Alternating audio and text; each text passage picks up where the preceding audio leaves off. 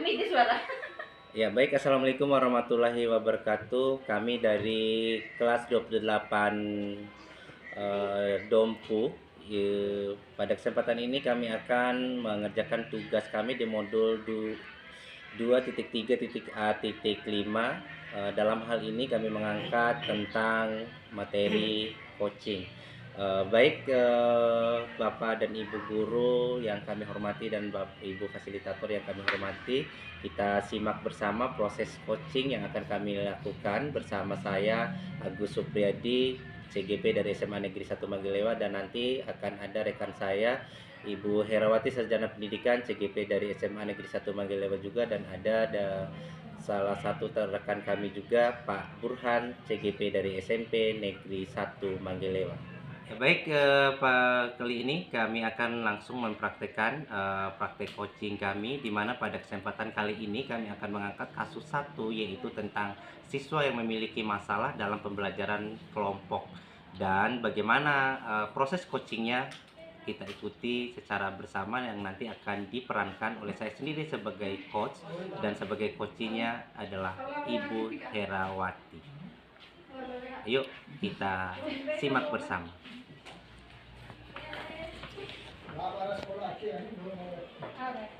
Assalamualaikum, selamat siang Pak.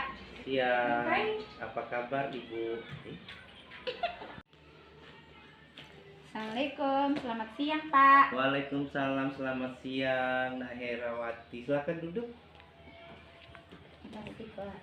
Gimana kabarnya Herawati? Alhamdulillah sehat Pak. Gimana kabarnya Bapak? Alhamdulillah juga. Terima kasih ya sudah hadir memenuhi panggilan Pak Guru. Pak Guru amati tadi di saat proses pembelajaran kita, khususnya di pembelajaran kelompok itu, kamu tidak terlalu bersemangat, atau boleh dikatakan kayak lagi galau gitu. Boleh cerita nggak sama Pak Guru tuh ada apa gitu hingga merasa seperti itu? Oh begini Pak, sebenarnya saya ada masalah Pak. Saya sekarang itu merasa nggak nyaman Pak. Nggak nyaman ya? Boleh nggak cerita secara rinci lagi nggak nyaman itu seperti apa? Kalau Pak Guru boleh tahu sih. Gini Pak, setiap ada pembelajaran kelompok Pak, saya merasa kurang nyaman Pak. Terus sih rasanya berisik sekali Pak kalau kerja berkelompok itu. Oh gitu. Artinya kamu itu nggak nyamannya karena agak berisik gitu ya? Iya Pak. Kira-kira ada hal lain mungkin yang membuat kamu itu selain kata berisik, mungkin dari gurunya atau dari temannya mungkin yang membuat kamu tuh ya kayak tadi gitu? Sebenarnya kalau kerja kelompok itu kan berisik Pak ya. Jadi saya kurang konsentrasi Pak. Jadi saya nggak fokus Pak ngerjain tugasnya. Kemudian kalau kerja kelompok saya mengerjakan tugas sendiri Pak. Lalu saya menyerahkan kepada gurunya. Terkadang teman-teman bilang saya orangnya sombong, saya orangnya egois. Makanya saya merasa agak kurang nyaman Pak. Sampai segitunya gitu temannya? Iya sih Pak. Ini gini, kerja kelompok itu kan sebenarnya menyenangkan tuh, bagus. Terus kenapa kok kamu sampai ngerasa nggak nyaman gitu? Kan gini, dalam hal kerja kelompok itu kan ada penilaian, masukin nilai sikap itu. Terus gimana dong dengan nilainya ke depan kalau tidak seperti itu? Menurut saya sih gini Pak, kalau kerja kelompok itu nggak. Ya, gini, kira-kira apa nih langkah awal kamu yang ingin kamu lakukan untuk memperbaiki ke depan? Seperti yang saya sebutkan tadi Pak ya, saya ingin membuka diri terhadap teman-teman supaya saya lebih akrab dan saya nyaman mengerjakan tugas secara kelompok. Kemudian satu lagi Pak ya, mungkin saya akan berdiskusi dengan guru-guru mata pelajaran untuk mengelompokkan siswa itu berdasarkan gaya belajarnya. Mungkin seperti itu Pak ya. Bagus itu, malah lebih bagus karena guru memang harus pandai-pandai untuk melakukan hal itu. Lalu gini, yang jadi prioritas kamu nanti ke depan kalau sudah mengerti gitu bahwa pentingnya belajar kelompok, kerjasama itu, apa yang menjadi prioritas utama kamu ke depan? Yang menjadi prioritas saya mungkin saya terlebih dahulu mendiskusikan dengan guru mata pelajaran Pak, supaya guru tersebut mengelompokkan siswa itu berdasarkan gaya belajarnya. Mungkin seperti itu Pak ya. Sudah bagus, itu berarti kamu sudah menyadari semua ya bahwa pembelajaran itu, kelompok itu sangat penting. Lalu gini, kalau sudah paham, sudah mengerti kesemuanya itu, lalu apa bentuk tanggung jawab kamu ke depan sehingga kamu mampu mempertahankan itu? Kan gini Pak, besok itu jam matematika, jamnya Pak Dedi.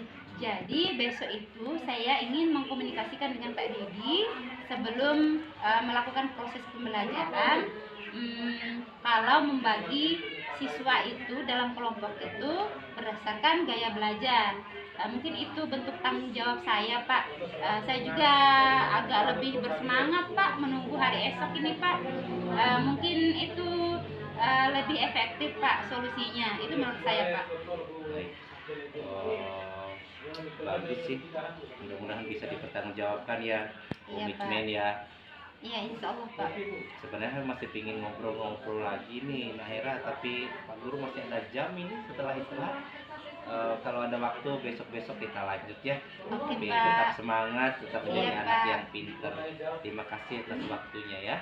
Saya mungkin yang lebih berterima kasih kepada Bapak karena meluangkan waktu mendengar curhatan saya Pak. Dan akhirnya saya juga sudah mendapatkan solusinya Pak. Terima kasih banyak Pak atas waktunya. Iya. Iya, assalamualaikum. Waalaikumsalam. Bismillahirrahmanirrahim. Assalamualaikum warahmatullahi wabarakatuh.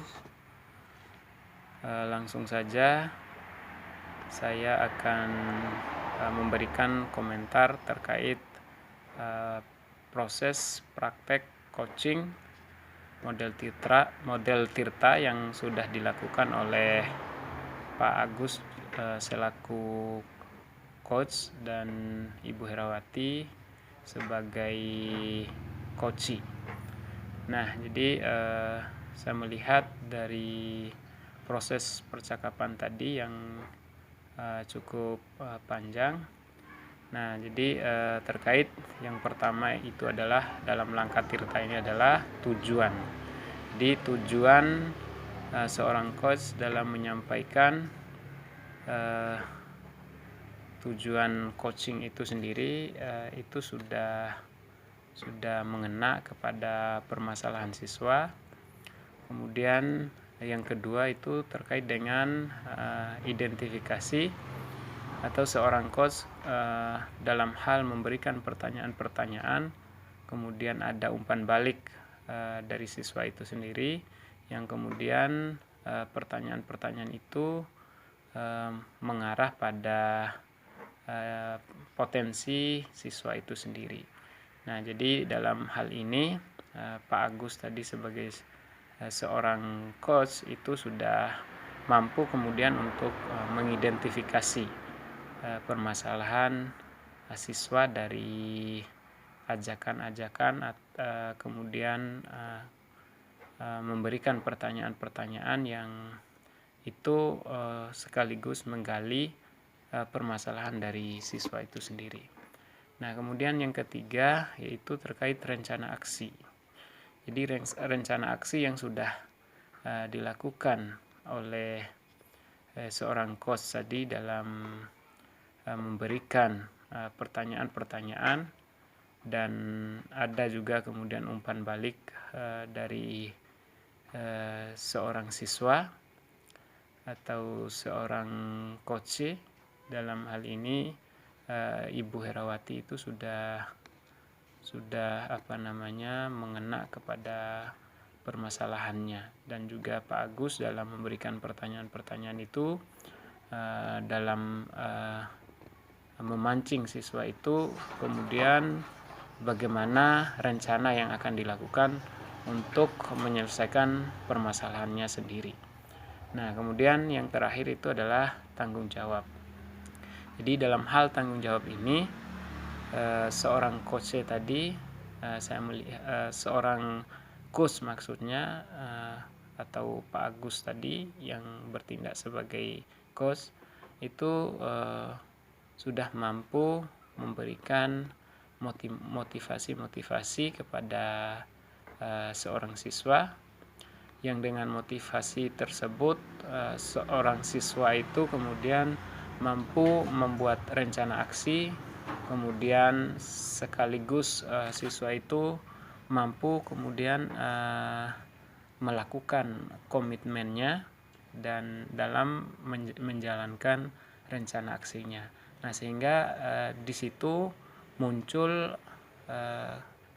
rasa tanggung jawab dari seorang siswa itu sendiri terkait permasalahan yang dihadapi, dan itu kemudian dia akan menjalankan atau menyelesaikan permasalahan sendiri dengan arahan dari seorang guru atau coach. Dan saya melihat peran yang sudah dilakukan oleh Pak Agus dan Ibu Herawati tadi itu sudah masuk dalam langkah tirta ini. Nah, di mana langkah tirta ini kalau kita lihat, nah sebenarnya langkah ini adalah langkah yang tepat untuk kita praktekkan di sekolah kita masing-masing dalam menyelesaikan permasalahan-permasalahan siswa yang ada di sekolah. Nah, tidak hanya siswa tetapi juga permasalahan guru maupun warga yang ada di sekolah itu sendiri. Ya, mudah-mudahan kita kemudian mampu untuk melaksanakan atau menyelesaikan setiap permasalahan yang ada di sekolah kita masing-masing.